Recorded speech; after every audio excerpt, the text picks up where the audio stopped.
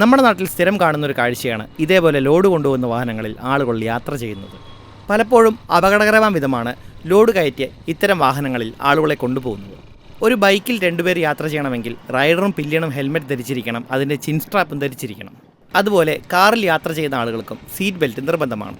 ഈ നിയമങ്ങൾ പാലിക്കാതെ പോകുന്ന പല ആളുകൾക്കും AI ക്യാമറയിലൂടെയും അധികാരികളിൽ നിന്നും ഫൈൻ കിട്ടാറുണ്ട്. പക്ഷേ മുന്നിൽ പോകുന്ന ഈ വാഹനങ്ങളൊന്നും ക്യാമറകളിൽ തെളിയാറില്ലേ? ചരക്ക് വാഹനങ്ങളിൽ ഇങ്ങനെ അപകടകരമായ വിധം യാത്ര ചെയ്യുന്നത് ശരിയാണോ? അതിൻ്റെ നിയമപരമായ സാധ്യതയെക്കുറിച്ചുള്ള നിങ്ങളുടെ അഭിപ്രായം എന്താണ്? ഹൈവേ ജോലിക്കുള്ള ആളുകളാണ് ഈ പോകുന്നത്.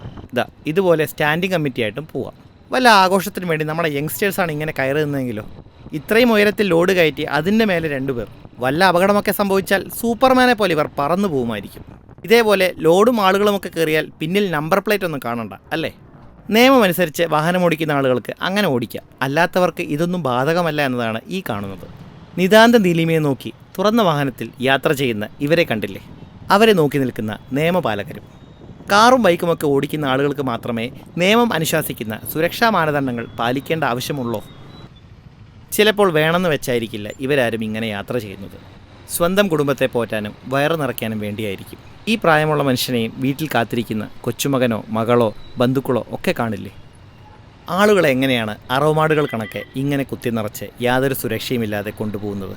എല്ലാം കണ്ടുകൊണ്ട് മുകളിൽ ക്യാമറയുമുണ്ട്. നമ്മുടെ നാട്ടിൽ ജനസംഖ്യ ഒരുപാടുള്ളതുകൊണ്ട് ജനങ്ങൾക്കധികം വിലയില്ല എന്ന് തന്നെ കരുതാം. തടവുപുള്ളികളെപ്പോലും അടച്ച വാഹനങ്ങളിൽ സേഫായിട്ടാണ് കൊണ്ടുപോകുന്നത്. ജനപ്പെരുപ്പം പോലെ കന്നുകാലിപ്പെരുപ്പം ഇല്ലാത്തതുകൊണ്ടാവും ഈ വാഹനത്തിൽ 2 പേർ മാത്രം പിന്നിൽ യാത്ര ചെയ്യുന്നത്. സന്തോഷം. ആളെ കൊണ്ടുപോയാലല്ലേ പരാതിയുള്ളൂ.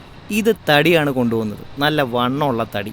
വണ്ടി നിറച്ചും കയറ്റിയിട്ടുണ്ട്, നമ്പർ പ്ലേറ്റ് പോലും കാണുന്നില്ല.